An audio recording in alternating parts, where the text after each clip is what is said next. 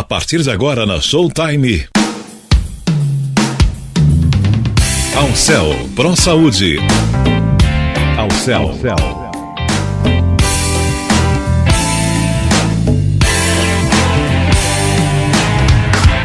Alcel Pro Saúde. Alcel Pro Saúde, sempre com você. Alcel Pro Saúde agora é Zap. Você pode entrar pelo celular e ver tudo o que você precisa. As suas pendências, a sua fatura, os médicos que você gostaria de visitar. Todo mundo torcendo pela sua saúde.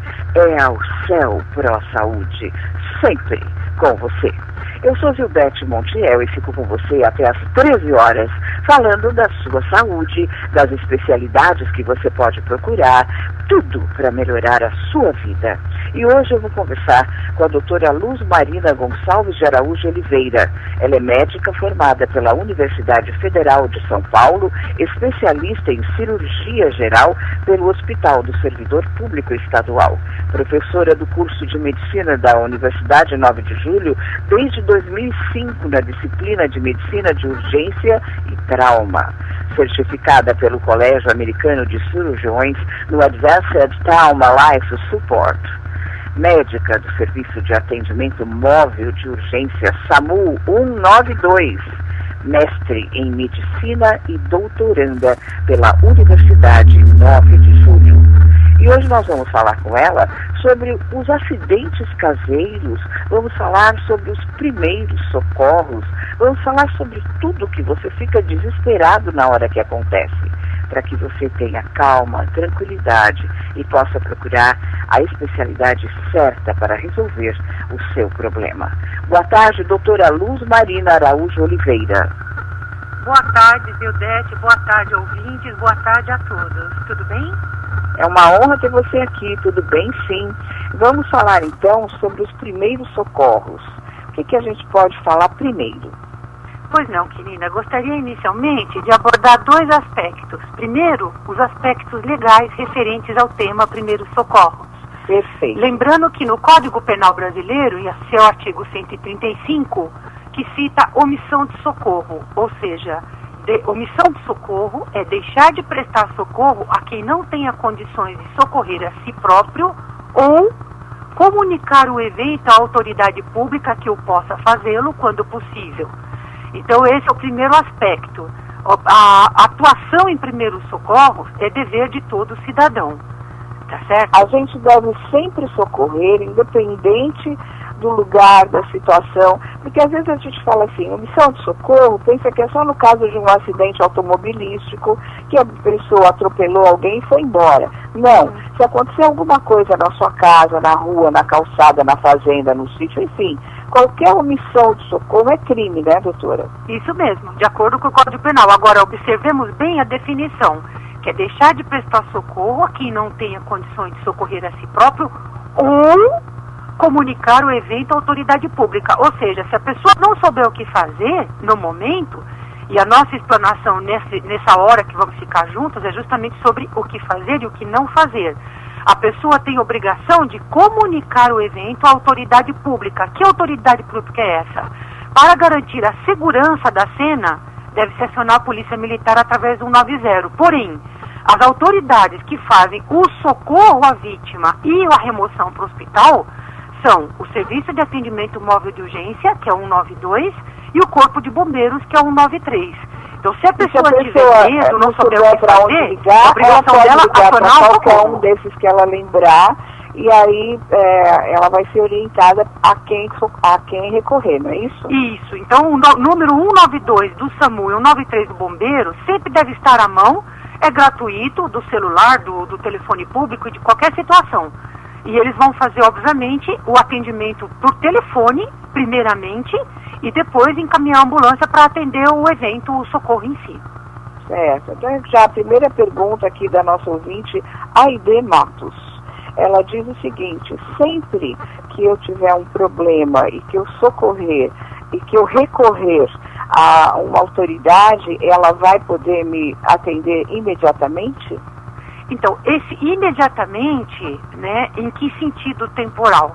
A Organização Mundial de Saúde preconiza que dependendo da gravidade da situação, existe um despacho de ambulância num determinado tempo. Como eu falei na palestra anterior, existe uma classificação do socorro mundial, isso é feito em qualquer lugar do mundo, não é só no Brasil, em que uma ambulância será despachada e enviada, primeiro, dependendo da gravidade. E dependendo do nível de gravidade, esse socorro será realizado num tempo maior ou menor. Obviamente, numa situação de uma parada cardiorrespiratória, o despacho da ambulância é imediato, né? Então, os serviços, tanto de 192, 193, eles acionam a ambulância mais próxima para ir imediatamente socorrer a vítima, no caso de parada cardiorrespiratória.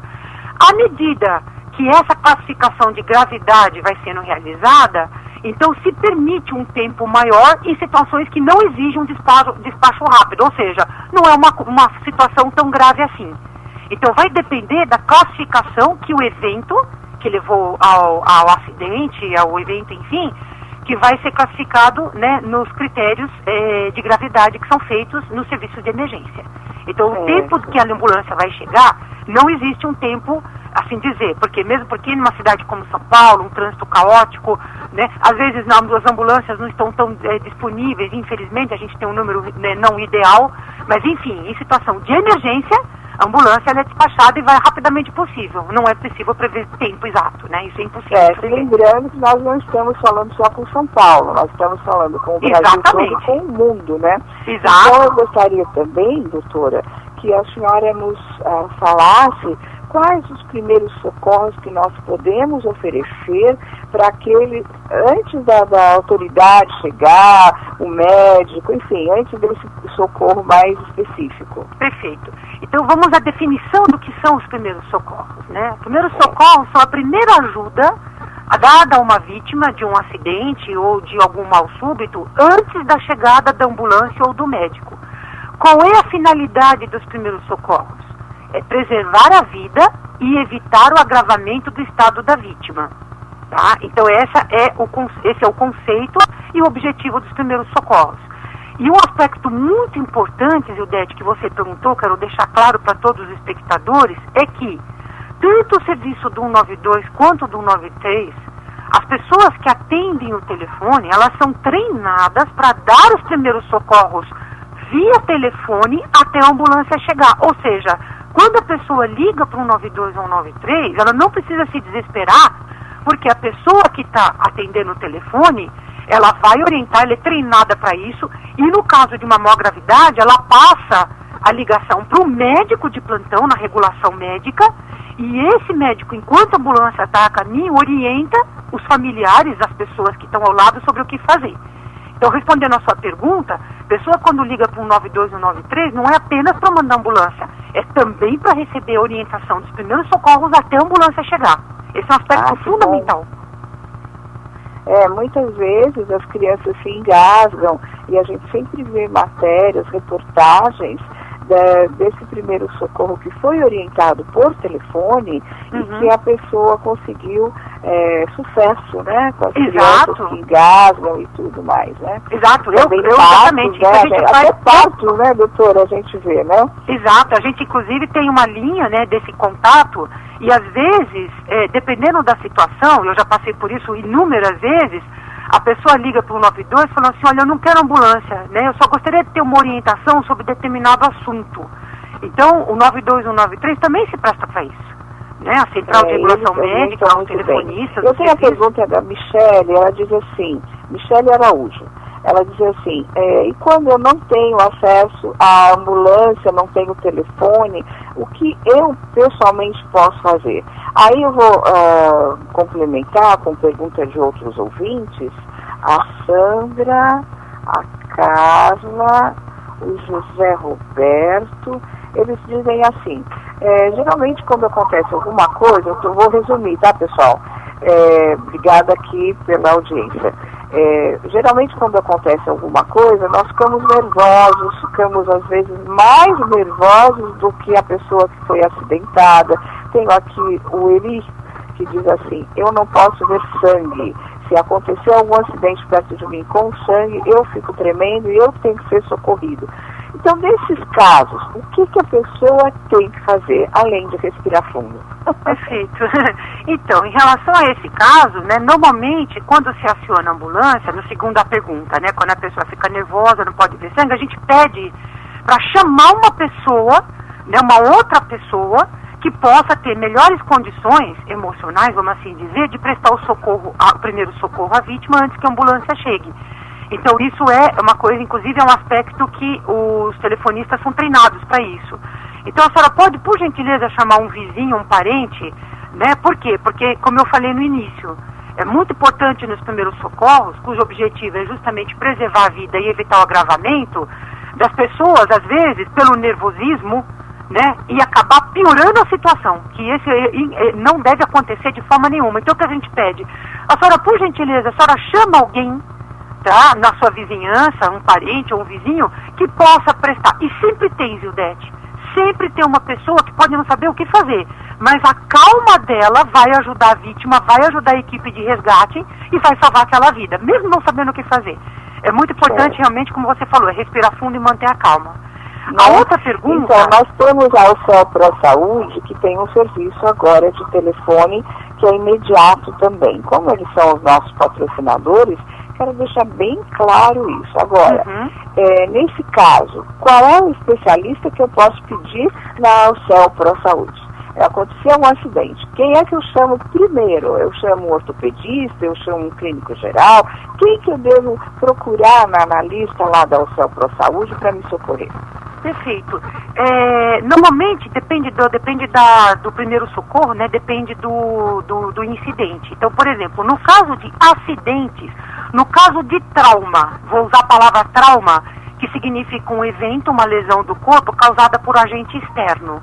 Então aí se refere a quedas, acidentes, ferimentos, hemorragias, queimaduras, intoxicação, enfim, todo evento que causa lesão no corpo causado por causa externa, mordeduras de animais, picadas de animais, o médico, independente da especialidade, se ele tiver treinamento em primeiros socorros, esse treinamento que eu me refiro são cursos que os médicos fazem independente da especialidade, seja ortopedista, seja cirurgião, seja clínico. Se ele tiver treinamento para atuar numa emergência, qualquer especialidade é válida.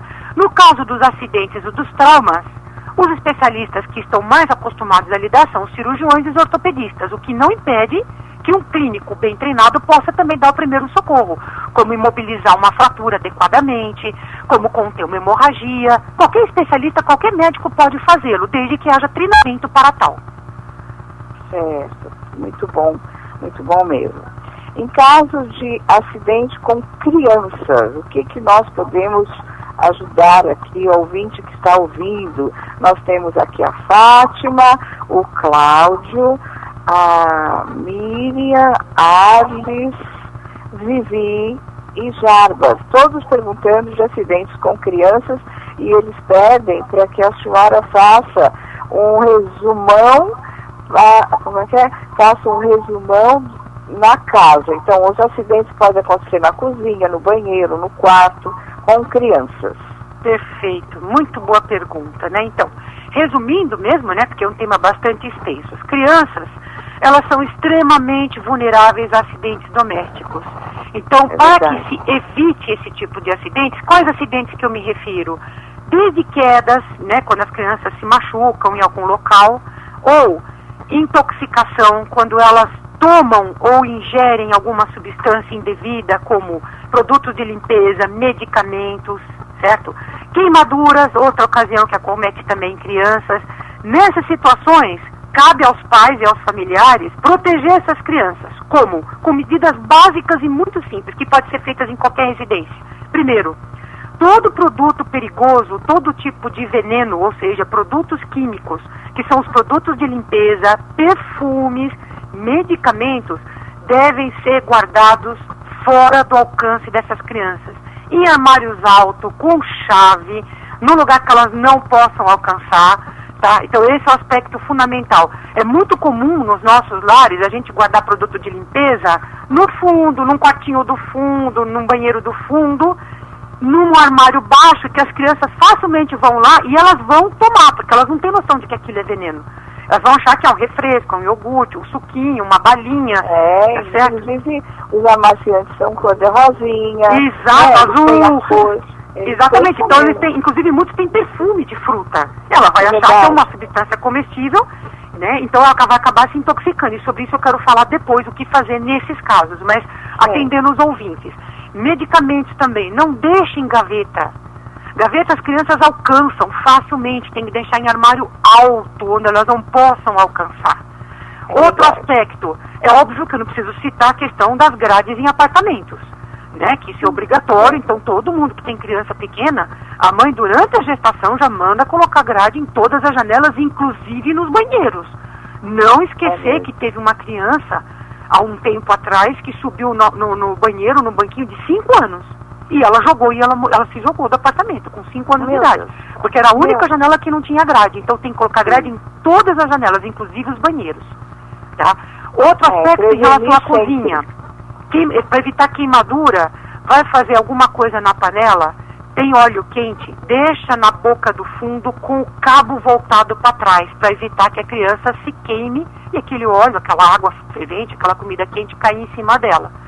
E o outro aspecto são as tomadas. Então, quem tem crianças pequenas, bebês, crianças pequenas, tem que usar o protetor de tomada para evitar que as crianças encostem o dedinho e possam sofrer um choque elétrico. Tá certo? Então, resumidamente, outra coisa também, evitar plantas venenosas. Se informar na internet, não ter plantas ornamentais venenosas, tá? Porque as crianças podem comer e acabar também sofrendo intoxicação. Tá certo? Então, existem várias plantas sobre muito interessante. O Marcos Vinícius diz o seguinte, a história é comprida. Eu vou resumir. Obrigada pela audiência, Marcos Vinícius. Um abraço para você, uma excelente tarde. Ele diz o seguinte, que o filho dele abriu o bar e bebeu as bebidas todas, que eram doces. Então, licores, bebeu tudo. E aí ele teve um grande problema com essa criança. Eu acho legal também a gente advertir sobre isso, né? A criança entrou em coma alcoólico, olha que loucura. Exatamente. Então, muito bem lembrado pelo ouvinte. Bebidas alcoólicas também todas bem longe do alcance das crianças e dos adultos que também têm, e se estão se acompanhando, o ideal é nem ter, né, na verdade, nesse caso, mas no caso de crianças também. Deixar no lugar longe do alcance dela, de preferência trancado. Porque criança é esperta, né? Ela pega um banquinho, ela pega uma cadeira, sobe. Então, não apenas deixar em lugares altos. O ideal é deixar em armário trancado a chave, porque aí o risco realmente é praticamente zero. É mesmo. O Gilberto, ele diz assim, que o filho dele, ao assistir desenhos animados, quis dar uma de super-homem. E pulou de uma altura muito grande e também ele tem manias de pular degraus.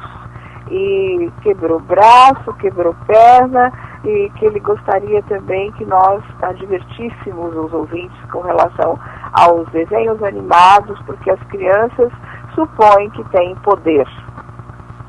Muito bem lembrado pelo ouvinte, né? Porque as crianças pequenas, elas justamente assistindo esses desenhos, esses filmes, e aí o que acontece? No Natal, no aniversário, no dia da criança, ela ganha a roupinha do super-homem, do Homem-Aranha, enfim, desses heróis, elas acham que elas podem fazer igual, pular do muro, pular da janela, pular da escada, e acaba infelizmente sofrendo essas lesões, essas fraturas que o filho desse ouvinte se referiu. Isso foi muito bem lembrado, né?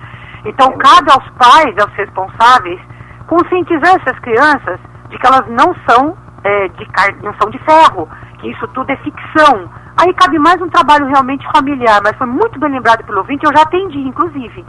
Eu atendi uma criança no dia 26 de dezembro, ela havia ganho um uniforme de um super-herói, ela pulou do muro e escondeu dos pais e da família. 2 dias depois, ela chegou no pronto-socorro, eu estava de plantão, vomitando, com dor de cabeça. Quando nós fizemos a tomografia, ela tinha 4 hemorragias intracerebrais, fora a fratura de crânio. Porque ela pulou do muro e não contou com medo de apanhar. Então é muito importante isso. Os pais ficarem de olho na alteração de comportamento das crianças, né? Sempre na hora do banho, observar para ver se ela não tem nenhum machucado, né? Se ela não tem nenhum ferimento, né? Então tudo isso serve como sinal de alerta. para os pais irresponsáveis. É verdade. O nosso ouvinte João Paulo pergunta: o que fazer em caso de sangramentos? Perfeito. Sangramento, a primeira coisa a fazer é fazer uma compressão local, ou seja, pegar um pano limpo. Ninguém tem obrigação de ter compressas e gases limpas, estéreis, como a gente tem no serviço pré-hospitalar e hospitalar. A pessoa que está em casa, num sítio, num ambiente fora do hospital, primeira coisa, abre a gaveta, pega uma toalha, um pano de prato, um pano limpo, tá? E comprime. O que é comprimir? É apertar com as mãos. Não estou dizendo para enfaixar, amarrar uma corda, uma faixa, não é isso. É comprimir, é apertar com as mãos. Por quanto tempo? No mínimo 10 minutos. Isso faz estancar quase 100% do sangramento, seja ele de qual origem for. E aí é o tempo suficiente para a pessoa levar ao hospital, levar ao pronto-socorro. Tá certo? A própria pessoa, se ela tiver em condições, ela pode fazer isso. Ela comprime, ela aperta com a outra mão, se for, por exemplo, machucado de uma mão, ou se for um machucado da perna ou de outro local, ela aperta com as duas mãos e fica assim apertando até chegar no hospital. Isso se chama compressão direta local, é a maneira mais eficiente de conter um sangramento. Sangramento nasal, sangramento pelo nariz, a mesma coisa. Então a própria pessoa ou uma outra pessoa aperta as duas narinas, põe a cabeça para frente, não para trás, porque se colocar para trás, ela tem o risco de engolir aquele vômito e vai causar transtornos digestivos, no trato digestório e transtornos orgânicos. Então ela aperta com as duas mãos as narinas, coloca a cabeça para frente por 10 minutos. Isso também faz regredir a maioria dos sangramentos. Se não tiver efeito, aí leva-se no pronto-socorro, continuando a compressão, comprimindo as duas narinas firmemente, né, com a cabeça para frente, não para trás. Eu tenho muita gente aqui me perguntando o seguinte: a Ana Paula, Camila, Jaqueline, Janete, Pedro, todo mundo aqui perguntando o seguinte: nos acidentes caseiros, assim como nos acidentes que a gente vê pelas ruas, que a gente não deve tocar na pessoa quando ela é atropelada, que ela sofre algum acidente. Nos acidentes dentro de casa, como é que a gente faz? A gente deve tocar nas pessoas?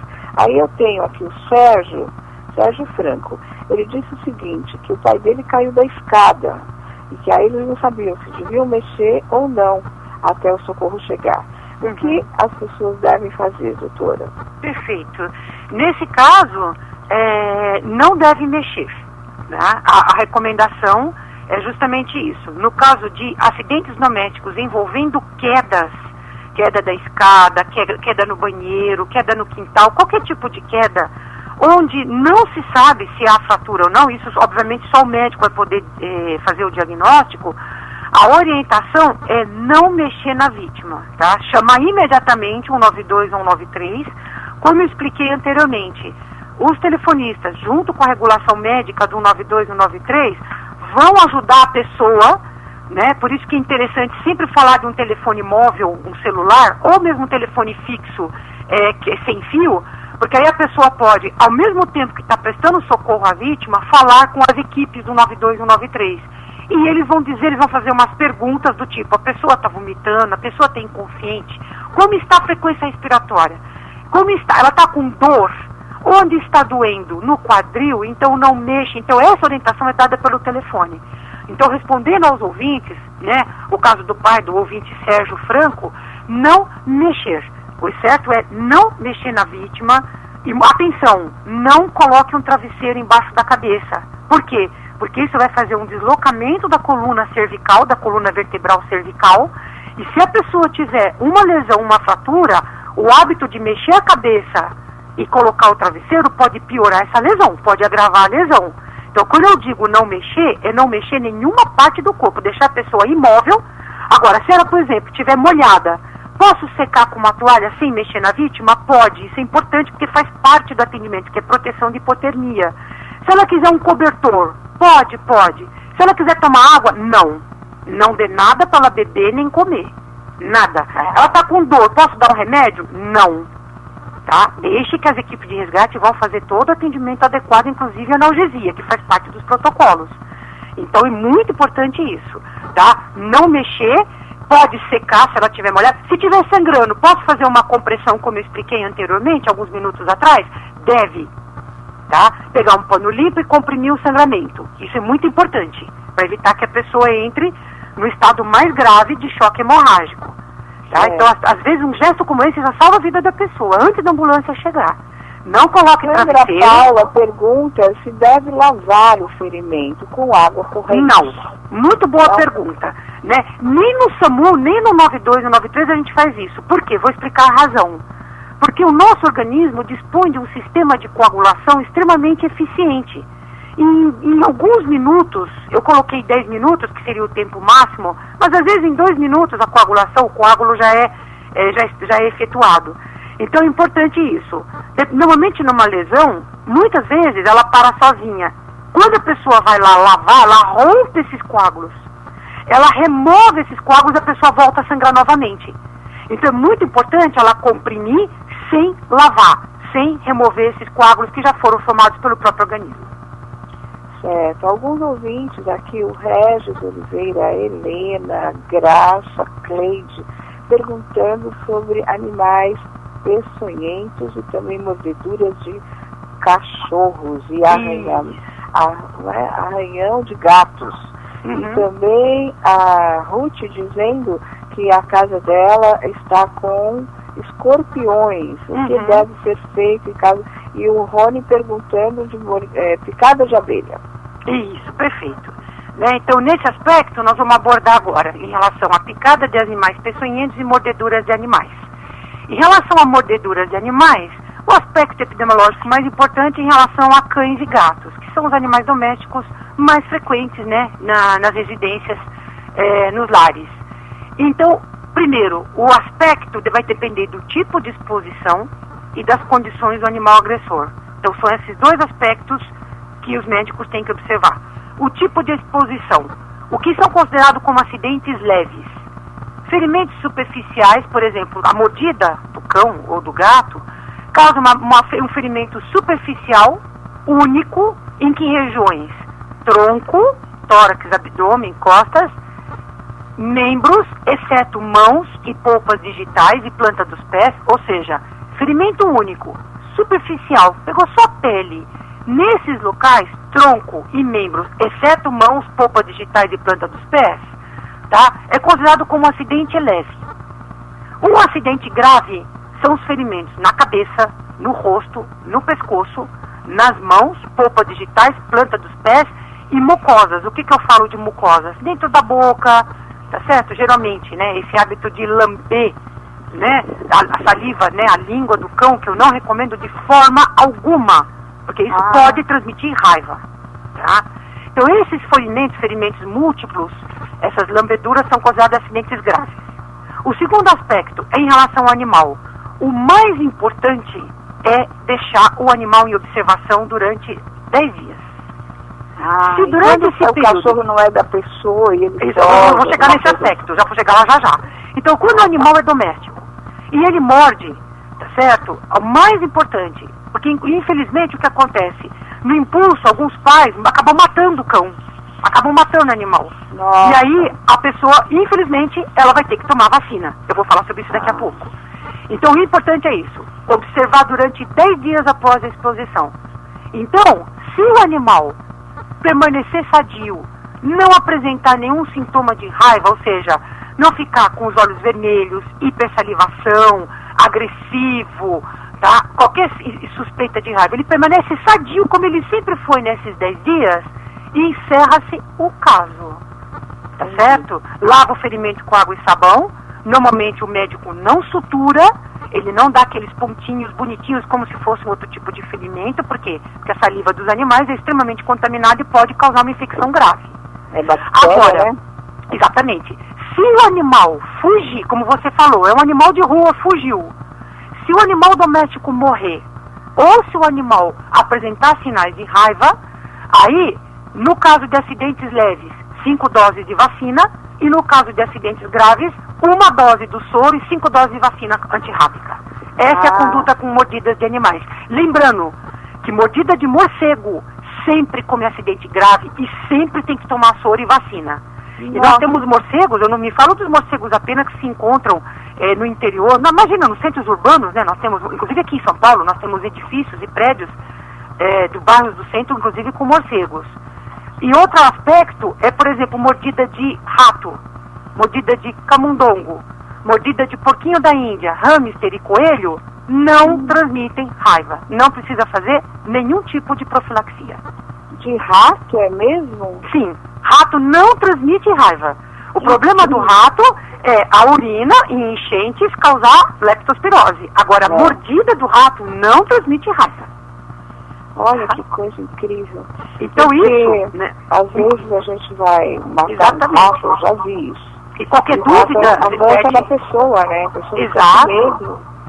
É muito complicado. Eu atendi muito em pronto-socorro. As pessoas chegavam depois de mordida de rato, vinham aqui para tomar vacina contra a raiva. E a gente explicava, mostrava o protocolo do Ministério da Saúde de que não é necessário, né? Em relação a mordeduras de animais, eu gostaria de citar o Instituto Pasteur, que é o instituto que é atrelado à Secretaria Estadual da Saúde do Estado de São Paulo, que fornece orientação em relação a mordeduras de animais gratuitamente, né, através do site ou através do telefone. Posso falar o telefone? Pode, por favor. Atenção, pessoal, vamos anotar. Pois não, prefixo 11, que é de São Paulo, 3145-3145. Ah, que fácil. Exatamente. Ou pelo isso site para todo o Brasil, se a pessoa quiser uma consulta, é possível? Atende gratuitamente, plantão permanente, das 8 às 20 horas, sábados, domingos, feriados e pontos facultativos.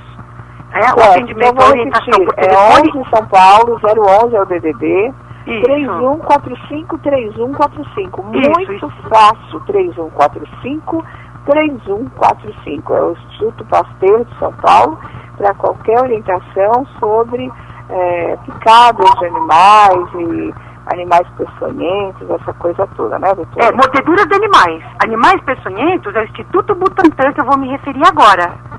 Que é a outra pergunta dos ouvintes em relação a picadas de animais peçonhentos. É verdade. Né? Então, o que são animais peçonhentos? São animais que produzem um veneno e tem um dispositivo, uma parte do corpo dele, que inocula o veneno na vítima. Então, por exemplo, o escorpião, ele inocula o veneno através da picada do aguilhão, que é aquela parte de trás. As serpentes, através das presas, né? E as aranhas, através das quelíceras. Então, é através desses dispositivos que inoculam o veneno.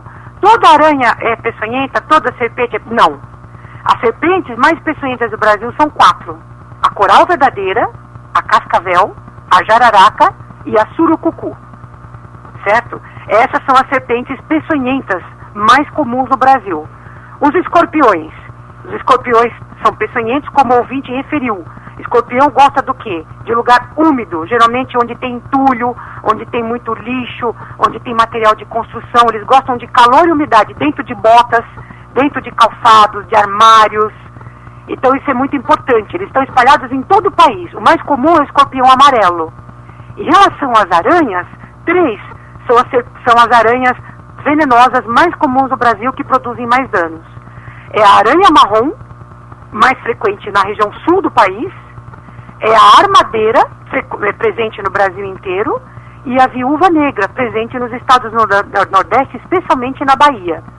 Como reconhecer? Existem algumas características, né? As pessoas podem consultar a internet, né? Ver essas espécies de aranhas e poder identificar, tá certo? E, atendendo as perguntas, o que fazer nesses casos, tá? Eu esqueci de falar, picada de abelha, como o ouvinte falou.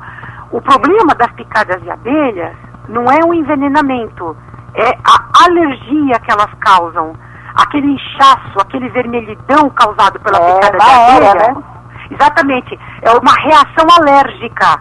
E quando é uma picada... Né? Oi? Muita dor também. Exato, aquela dor intensa, aquela vermelhidão, aquele inchaço. Então, essa alergia, ela tem que ser tratada também, porque o risco é de uma alergia muito forte, muito intensa, causar um inchaço de uma região da garganta, chamada glote, e obstruir a passagem de ar, e a pessoa morrer asfixiada. Esse é o grande perigo das picadas de abelhas, né, em grande quantidade, geralmente picada de 100, 200, 300, especialmente em crianças. Em E todas o que as pode situações... ser feito imediatamente? Oi? Entendi? O que pode ser feito imediatamente? Imediatamente lavar com água e sabão neutro, né? Somente uma pessoa experiente é que vai conseguir tirar o ferrão, para isso precisa de destreza, precisa de prática. Tanto em picada de escorpião, aranha, serpente ou abelha, a conduta imediata é não fazer torniquete. Vou primeiro dizer o que não tem que fazer, né? É não fazer torniquete, não aspirar, aquele velho hábito indígena de colocar a boca, aspirar o veneno e cuspir fora, não deve ser feito em hipótese nenhuma. Não introduzir nenhum objeto. Doutora? Porque eu vejo todo mundo fazendo isso. Tá errado. É absolutamente errado. Por quê? Porque se a pessoa que fizer isso tiver um mínimo machucadinho na boca, até uma gengivite, ela vai se envenenar também. E não vai ajudar a vítima. Isso não tem efeito nenhum na vítima que foi picada. Isso é um fato comprovado cientificamente. Então, o que tem que fazer? Eleva o lenço aliviador, lavar com água e sabão neutro e procurar emergência para quê? No caso dos escorpiões, das aranhas, veneno, como eu falei, né? A aranha marrom, a viúva negra e a armadeira.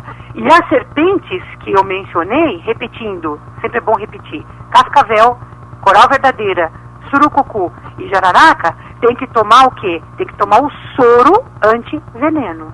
O ideal... Quanto tempo depois da picada? Perfeito, eu ia responder isso agora. O ideal, 30 minutos depois. Está na fazenda, está longe, está distante de um socorro. O que nesse período, nesse momento, deve ser feito imediatamente? Lavar com água e sabão, cobrir com um pano limpo e elevar a mão, ou o pé, a perna ou o braço, ou seja, colocar para cima.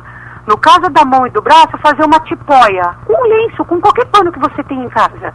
O fato de você elevar aquela área que foi picada ajuda a aliviar a dor e ajuda a não inchar tanto, né? A não ficar tão edemaciado. No pé é a mesma coisa. Então a pessoa, por exemplo, eu vou transferir, eu vou colocar no carro, vou levar no hospital, deixa ela sentada no banco de trás, tá? Levanta, pode levantar o pé ou a perna, porque isso vai ajudar a aliviar a dor, vai ajudar a não inchar tanto, a não edemaciar tanto.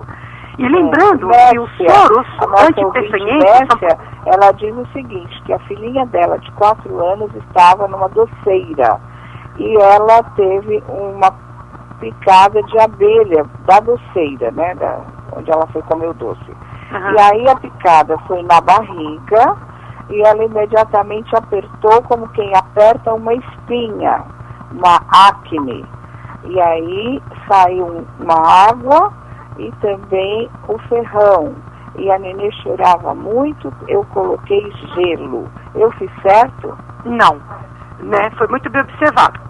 Tá? O gelo direto, ele pode queimar, né? Então, se quiser fazer uma compressa fria para aliviar, pode, mas não o gelo direto. Pode colocar, por exemplo, o gelo num saquinho, envolver com um pano limpo e colocar por cima. Desculpa. Isso pode ser feito. Agora, apertar nunca, porque senão o fato de apertar, você vai espalhar aquele produto que causou irritação, envenenamento e a alergia, né? Não obstante ela ter tido sucesso, porque o certo realmente é tirar o veneno, mas não, o ferrão, mas não apertando, porque apertando aumenta a lesão. O certo é remover com uma agulha estéril, feito por um profissional habilitado para tal, tá? Então isso é importante. Em relação aos soros antipeçonhentos, serpentes, escorpiões e aranhas, são produzidos no Brasil pelo Instituto Butantan, em São Paulo, ao Instituto Vital Brasil, no Rio de Janeiro, e a Fundação Ezequiel Dias, em Minas Gerais. Ela é comprada pelo Ministério da Saúde e distribuída para todo o país. Então, todos os estados brasileiros, todas as secretarias de Estado da Saúde distribuem os soros antipeçonhentos, tá? E também nós temos para orientar as pessoas 24 horas por dia, o Instituto Butantan em São Paulo. Eu gostaria de passar os telefones. Por favor. Prefixo 11 2627 9529 2627 9529 e 2627 9530 9530 9530. E aí liga e faz o quê? Assistência 24 horas, qualquer tipo de orientação. Picadas de animais, peçonhentos, eles dão todo tipo de orientação sobre o que fazer e onde levar. Tá? Isso é uma coisa importante também, é um aspecto importante. São Paulo, o DDD. Isso. Doutora querida, doutora Luz Marina, realmente uma luz na nossa tarde. Obrigada. Vamos falar sobre queimaduras que podem surgir devido à exposição prolongada ao sol ou fontes de calor, como fogo, água fervente, por favor. Pois não.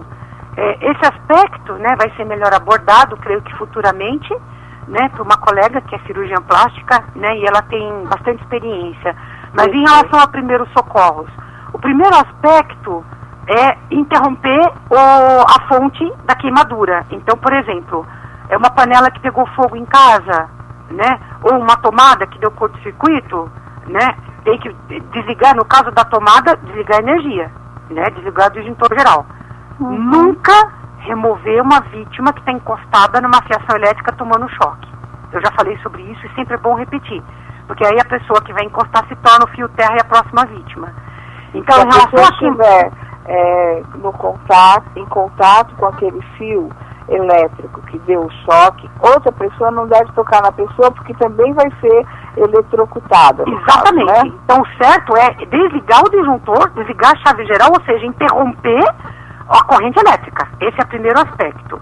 Em relação à queimadura por água quente ou óleo quente, como o ouvinte perguntou, ou outras substâncias quentes, primeira coisa é colocar a região afetada embaixo de água corrente fria durante pelo menos 15 minutos. 15 a 20 minutos. Isso vai remover a substância que causou a queimadura, vai aliviar muito a dor, né? E vai ajudar a pessoa, né, nessa questão da dor, e depois levar no pronto-socorro para fazer o curativo adequado. Porque o curativo e os cuidados vai depender do grau de queimadura. Sobre isso, a minha colega vai abordar melhor, né? Ela tem bastante experiência em relação a isso. E sempre é bom lembrar, nunca fure bolhas. Lembrando que nós vamos ter nos próximos programas a entrevista com uma cirurgiã plástica, que vai poder nos esclarecer também sobre este fato, né? Isso. E lembrando, Judete, também, né, nunca colocar manteiga nem óleo, né, na queimadura. Oi? Desculpa? Nunca colocar manteiga nem óleo na queimadura. Isso, não pasta de dente, manteiga, óleo, azeite, absolutamente, pomada, paraquimol, cicatrine, qualquer tipo de pomada, qualquer tipo de substância, né, lavar com água corrente e levar no pronto-socorro para o curativo adequado. E lembrar sempre que a queimadura de segundo grau, que é caracterizada por bolhas, nunca fure as bolhas. As bolhas funcionam como um curativo biológico e não devem ser furadas de forma nenhuma. Leve assim no pronto-socorro, que lá vamos tomar as providências necessárias. Muito interessante. Nosso ouvinte Glauco, boa tarde, Glauco.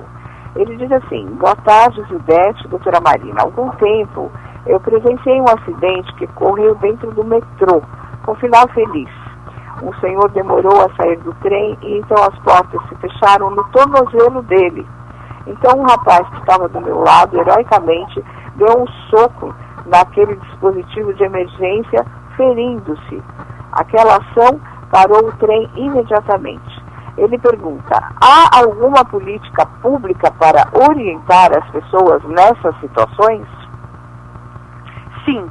Tanto a Secretaria Municipal de Saúde quanto a Secretaria Estadual de Saúde dispõe na internet, nos sites, né, cartilhas do que fazer em caso de primeiros socorros. Isso, primeiros socorros amplamente divulgado, né, nas redes, na internet, né, basta fazer uma pesquisa, existem vários manuais, né, várias pesquisas e fontes a respeito. E em relação a esse acidente do metrô, os funcionários do metrô são treinados, né, para esse tipo de acidente que ocorre em relação a pé preso, a pessoa que cai no trilho. Isso a gente já viu, inclusive, em algumas reportagens anteriores, né? Os trens, eles são é tudo monitorado eletronicamente, é tudo computadorizado, né? Exatamente. E esse dispositivo... Eu tenho um amigo que trabalha no setor de audiovisual do metrô, né, nesses monitores. Eles ficam 24 horas observando tudo o que acontece nas câmeras. Exatamente. Tudo é monitorado. Eles já acionam imediatamente, né? Isso mesmo. Um abraço, então, eles são treinados para atender. Do metrô.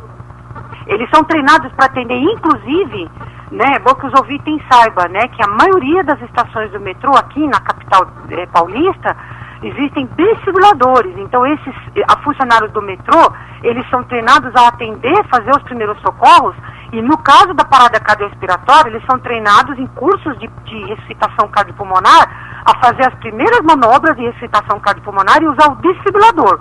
Há desfibriladores nas estações, na maioria das estações do metrô. Certo. Voltando ao caso das queimaduras, a nossa ouvinte Helena e o Hélio, eles estão dizendo aqui, se podem furar as bolhas que surgem na pele queimada. Nunca. Como eu já falei, a bolha, o que tem na bolha? Ela tem um líquido oriundo do plasma, né? Então é um exudato estéril. No momento que a pessoa fura a bolha, ela introduz bactérias lá dentro e contamina aquela região. Vai infectar, vai causar infecção grave, dependendo da área da queimadura no organismo. Então, muito importante, jamais furar bolhas. Nunca. Ela funciona como um curativo biológico. Elas jamais devem ser furadas em espécie alguma. Certo. Andresa, ela quer saber, para o caso de sangramento, qual é a melhor posição da cabeça? No caso de sangramento, da onde? Ela explicou?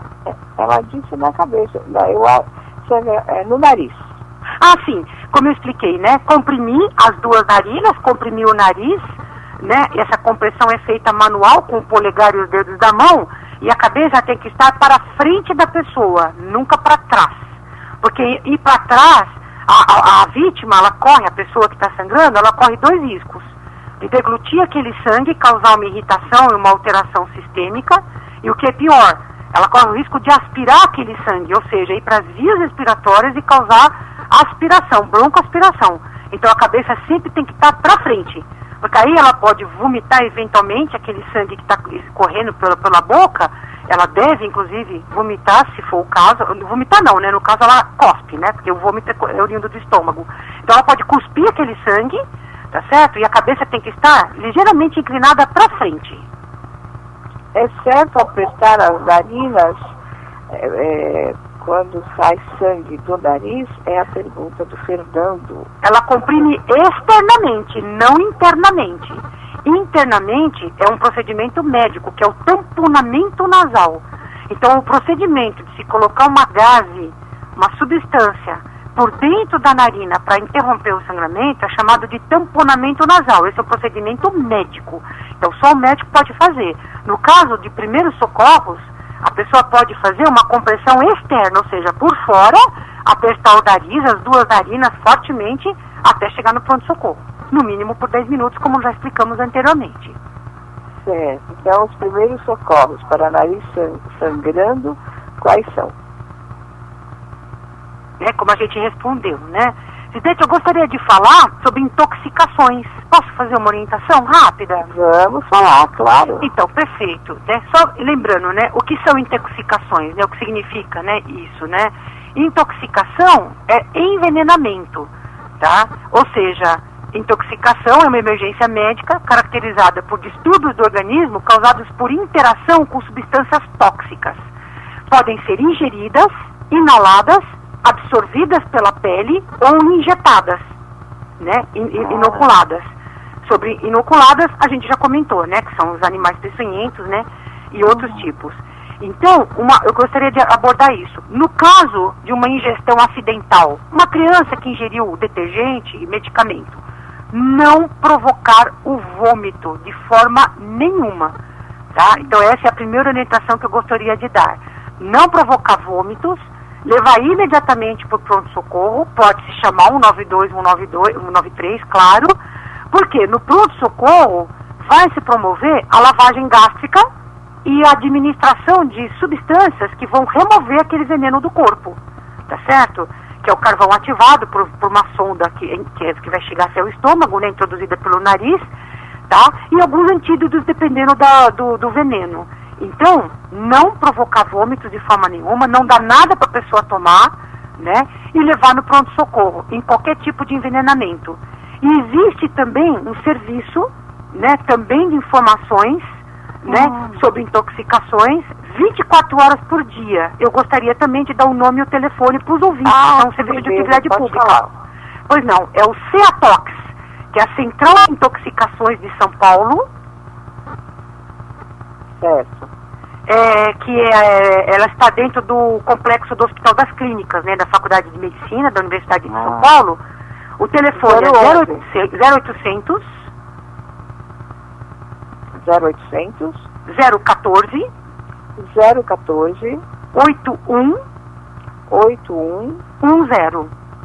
10. É São Paulo, né? São Paulo, capital. 0800. Ligação gratuita, 0800, 24 horas por dia. Então, qualquer mãe, pai, irmão, filho, pessoa que, puxa, minha criança, meu filho, meu pai, então, intoxicou, tomou, o que você fez? Nossa, tomou detergente? Não, tomei. Não se desespere, né? Pode ligar para esse número enquanto se chama o socorro, enquanto se remove a vítima. Agora, importante, não provoque vômito e na hora que for levar na emergência, leve o frasco da substância ingerida ou inalada. Por quê? Porque lá tem todas as informações para a equipe médica e para os centros de intoxicações sobre os antídotos e sobre os efeitos no organismo. Isso vai ajudar muito as equipes médicas. Então não esqueça de levar a caixa do medicamento. Ela diz assim, meu filho ingeriu um produto na área de serviço e nós seguimos as orientações do rótulo. Então, tá bom, né? Que beleza. Exatamente. E por força de lei, né? Os rótulos, eles têm que ter, eles dão todos os inseticidas, medicamentos, produtos de limpeza, né? Todos, obviamente, devidamente registrados, né? Na Anvisa, a Agência Nacional de Vigilância Sanitária. Então, obrigado por força de lei, eles têm que ter especificações do produto, a composição e o que fazer em caso de ingestão e inalação acidental. Certo. Aí tem ainda perguntas falando sobre o sangramento no nariz. Pessoal aqui falando que não é uma situação grave, mas estando gripado, o que ele pode fazer para não assoar o nariz? E também que sentiu tontura e vômito quando o seu nariz sangrou. Que mais? Inclusive, Zildete, eu vou fazer uma observação nesse aspecto. Sangramento nasal em criança geralmente é por trauma. Geralmente a criança, ou por uma gripe forte, um resfriado forte, que os vasos ficam dilatados por conta da infecção viral e são mais predispostos a sangramento. Ou quando a pessoa suou forte, foi coçar o nariz e aí provocou também. O uso crônico de medicamentos nasais de gripe, esses chamados vasoconstritores, que não devem ser usados, os otorrinolaringologistas proscrevem esses medicamentos, também podem causar lesões. E outra, infelizmente, substância muito comum que causa sangramento nasal é o hábito da cocaína, infelizmente, né? Que a cocaína também, ela leva uma lesão nasal muito grave. Tirando esses aspectos, sangramento nasal em adultos hipertensos pode ser uma crise hipertensiva, pode ser uma manifestação de crise hipertensiva, ou seja, pressão alta. Então eu já atendi muitas vezes em pronto-socorro a pessoa que chega sangrando pelo nariz, então tem que, além de fazer a compressão, controlar a pressão. Então se a pessoa tiver aparelho de pressão em casa, que todo hipertenso deve ter, a hora que começar a sangrar no nariz, faça a compressão e peça para alguém medir a pressão, porque ela pode estar alta, porque a pressão alta também causa sangramento nasal, independente de não ter nenhum trauma. Certo. A Alice diz assim, no caso de sangramento no nariz, eu devo usar uma compressa com água fria ou água morna? Na verdade, não precisa de nenhuma compressa, basta compressão externa. Né, a compressão externa, como eu falei, né, com um polegar de um lado, os outros dedos da outra, faz uma compressão forte e leva no pronto-socorro, né, e deixe assim. A compressão, geralmente, 90% dos sangramentos é na parte externa da narina, bem próxima à saída mesmo, onde ficam os pelos, as vibriças nasais. Então a compressão deve ser feita desse local, né, uma compressão forte, no mínimo 10 minutos. Isso interrompe a grande maioria dos sangramentos nasais. Certo. O Johnny, a Marta, o Herman, perguntando sobre cortes que são provocados por objetos cortantes, como faca ou tesoura. Também a Elia, perguntando sobre objetos perfurantes. E a Tereza, sobre pregos e agulhas, e também que ela furou o dedo com a agulha de crochê e foi embaixo da unha e deu infecção. O que pode ser feito? Perfeito. Nesse caso, né, esses ferimentos causados por esses objetos contundentes, né, faca, tesoura, agulha, né, de modo geral, prego, lata, enferrujado ou não, a orientação é a mesma. Lavar o local com água e sabão, procurar o pronto-socorro. Alguns ferimentos, dependendo do tamanho, dependendo da extensão e do período de tempo, será necessário uma sutura do ferimento e um aspecto fundamental que é a cobertura vacinal contra o tétano, né? Então, se a pessoa tiver coberta, o que eu digo coberta? Ela tomou a vacina até 10 anos. A cobertura vacinal contra o tétano é durante 10 anos. Especialmente nos adultos. Eu não lembro. Então, cabe ao pronto-socorro fazer a primeira dose e indicar os 2 reforços nos postos de saúde, né? E alguns ferimentos muito pequenos não precisam de sutura. Pois não, pode falar? Então, alguns ferimentos menores, o médico avalia, normalmente o cirurgião que avalia, ele pode não indicar fazer uma sutura, ou seja, dar ponto.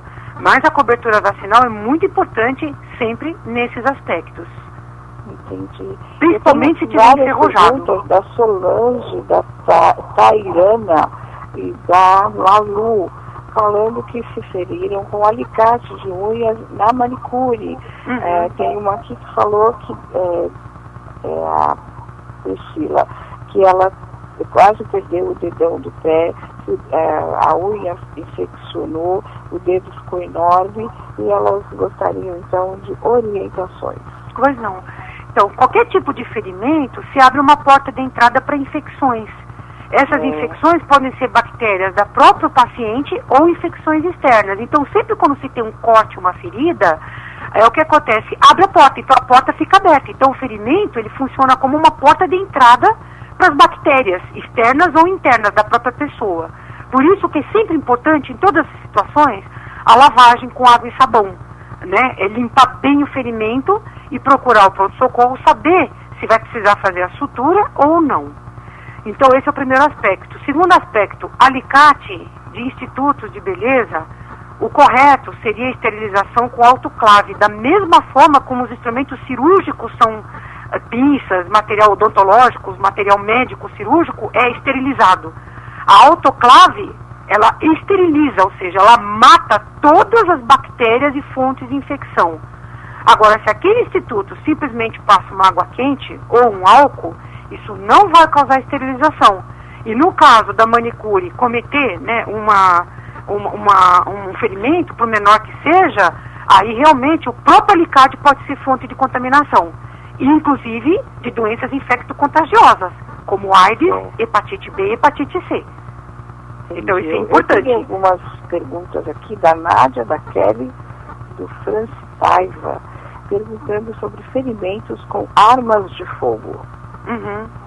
Ferimentos por arma de fogo sempre, obviamente, né, caracteriza tentativa de homicídio. O homicídio é um caso policial, então tem que se sempre solicitar a autoridade, inclusive no caso de ferimentos por arma de fogo, quando vai o SAMU 192, o SAMU 192 sempre aciona a polícia militar para garantir a segurança do atendimento dos funcionários do SAMU.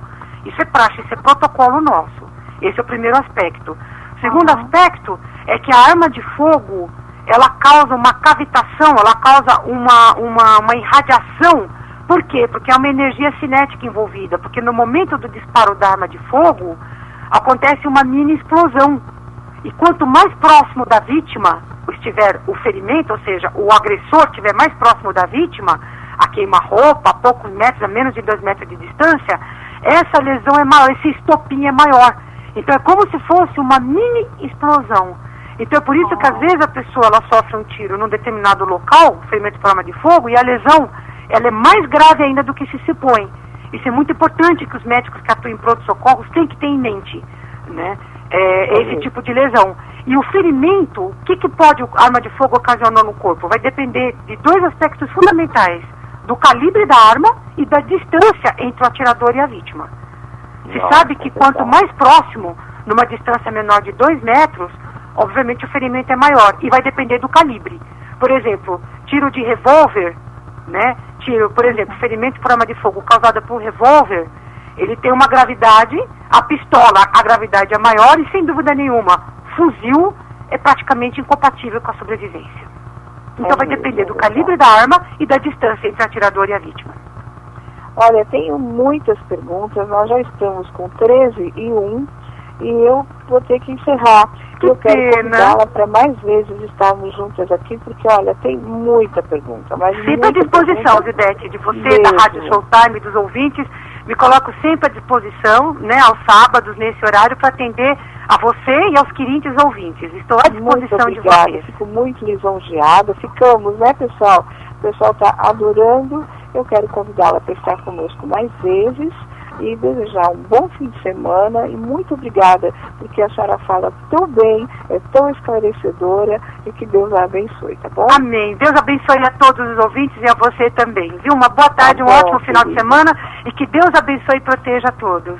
Muito obrigada. Um grande abraço e um abraço também aos nossos ouvintes queridos que participaram hoje, que eu não dei nem conta, hein, pessoal? Tem muita pergunta aqui. Eu vou convidar novamente a doutora Luz Marina Oliveira para estar conosco outras ocasiões, outros dias, tá bom, pessoal? Muito obrigada. Uma grande semana para todo mundo, abençoada e um fim de semana maravilhoso. Um grande beijo no coração. Tchau, tchau, pessoal. Num oferecimento de Ao Céu, Pro Saúde, Zildete Montiel se despede. Um beijo, pessoal. Tchau, tchau. Você ouviu na Showtime Ao Céu, Pro Saúde. Ao Céu.